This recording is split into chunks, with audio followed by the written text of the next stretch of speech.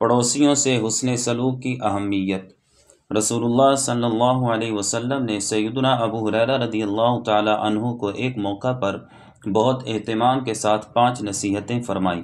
ان میں سے تیسری نصیحت یہ تھی، وَأَحْسِنْ إِلَىٰ جَارِكَ تَكُن مُؤْمِنًا، اپنے پڑوسی سے اچھا سلوک کرو تم مومن ہو جاؤ گے۔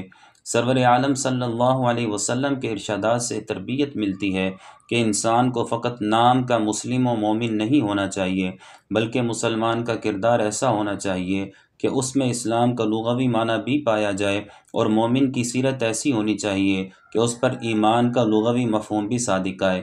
ایمان امن سے بنا ہے، چنانچہ اگر کسی مومن کی شرارتوں سے اس کے پڑوسیوں کو امن نہیں ہے تو اس پر ایمان کا معنی صادق نہیں آتا اور وہ کامل مومن نہیں ہے۔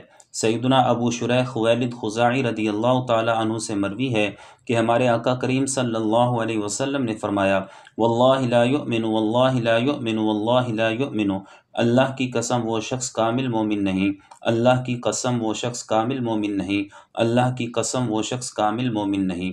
عرض کی گئی کون سا شخص؟ فرمایا الذی لا یأمن جارہ بوائقہ، جس کی شرارتوں سے اس کا پڑوسی محفوظ نہ ہو۔ جو مومن اپنے پڑوسیوں سے حسن سلوک کرتا ہے، پڑوسیوں کو اس کی طرف سے امن حاصل ہے، اس پر مومن کا لغوی مفہوم امن دینے والا صادق آتا ہے، اور وہ اپنے کردار کی برکت سے کامل مومن بن جاتا ہے۔